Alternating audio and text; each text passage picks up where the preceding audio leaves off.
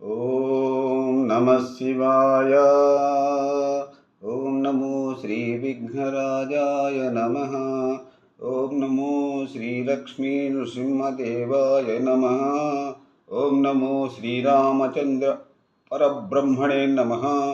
ఓం నమో శ్రీకృష్ణ పరబ్రహ్మణే నమః. ఓం నమో భగవతే వాసుదేవాయ. నమస్కారం.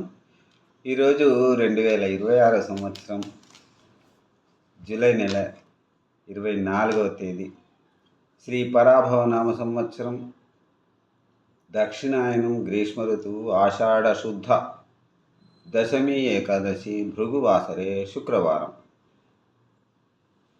ఇప్పుడు హైదరాబాద్ మహానగరంలో సమయం ఉదయం 10:45 అయింది. భక్తుని నోట శ్రీ భాస్కర శతక పద్యములను పాడుకుంటున్న పరంపరలో భాగంగా ఈరోజు 3వ రోజు. ఈరోజు 7వ పద్యం, 8వ పద్యం, 9వ పద్యం, ఈ నీతి పద్యములను పాడుకొని మనం వాటి తాత్పర్యములను తెలుసుకొని ఆనందిద్దాం.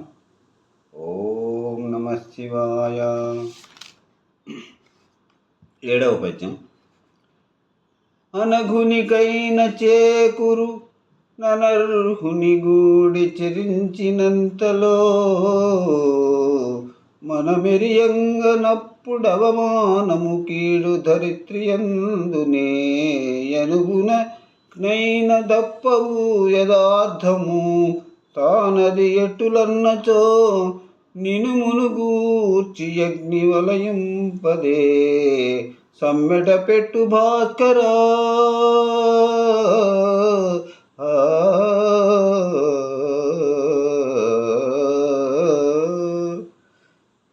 ఈ చంపకమాల పద్యం 7వ పద్యానికి తాత్పర్యం ఇలా ఉంది.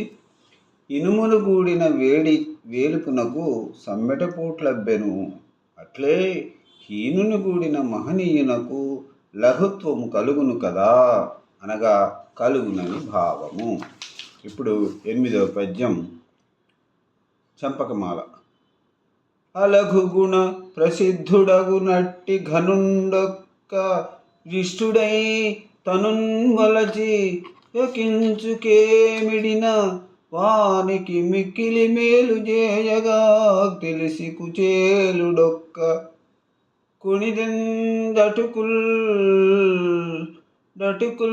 దనకిచ్చినన్ మహాఫలదుడు కృష్ణుడత్యధిక భాగ్యములాతనికీడే భాస్కరా.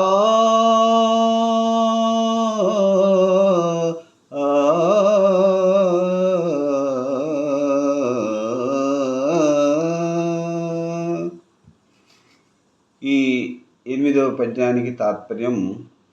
శ్రీకృష్ణ భగవానుడు తనకు కుచేలుడు స్వల్పమైన చారడు అటుకులు ఇయ్యగా అతనికి గొప్ప భాగ్యములు ఇచ్చెను.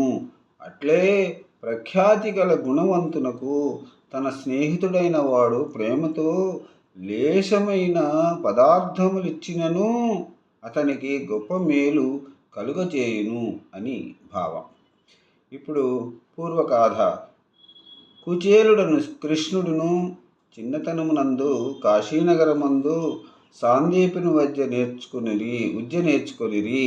కృష్ణుడు విద్యానంతరం రాజ్యపాలకుడై మహేంద్ర భోగములు అనుభవించుచు ద్వారకా నగరమందుండెను.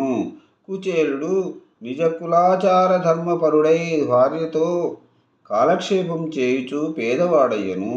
దారిద్ర్యమునకు తోడుగా అతనికి 27 పుత్రులు జన్మించిరి. వారందరకు తగిన ఆహార పానీయములు లభించకతడు చిక్కుల నుంచుండగా అతని భార్యయగు వామాక్షి తన నాదినకు పిడికెడు అటుకులనొక జీర్ణాంబరమున కొనకొంగునందున కట్టి బాల్య స్నేహితుడైన శ్రీకృష్ణుని దర్శించిరండు, అతడు మన వ్యవస్థను తెలుసుకొని భాగ్యమిచ్చును అని పంపగా కుచేలుడు కృష్ణునిక్కడకు చేరి తా తెచ్చిన ఎటుకులను కృష్ణునికియగా అతడు కుచేలుని పరిస్థితి గ్రహించి అతనికి భాగ్యమునిచ్చెను.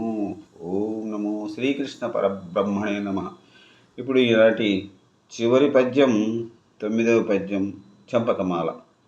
అవని విభుండునే పరియై చర్యించిన గొల్చువారలెట్లవ గుణులైన నేమి పనులన్నీ చేకురు వారి చేతనే ప్రవిమల నీతిశాలియగు రాముని కార్యము మర్కటంబులే తవిలియ నచ్చవే జలధి దాటి సురారుల దృంచి భాస్కరా.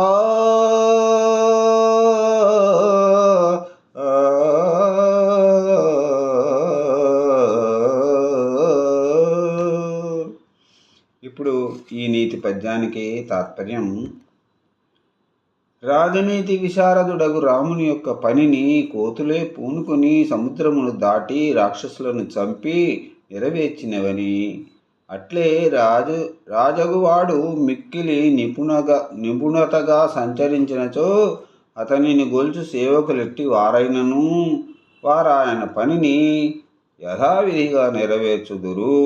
పూర్వగాథ. ఇప్పుడు రాముడు అరణ్యవాసం చేయుచుండగా ఒకనాడు రావణుడు మాయావేషమున రామునికి తెలియకుండా సీతను కొని చని తన లంకయందుంచెను. రాజనీతి గల రాముడు సుగ్రీవాది వానరులతోడను సముద్రమును దాటి వారి సహాయముతో యుద్ధమునందు రావణుని గెలిచి తిరిగి సీతను చేకొని అయోధ్య కూచని సుఖముగా నుండెను.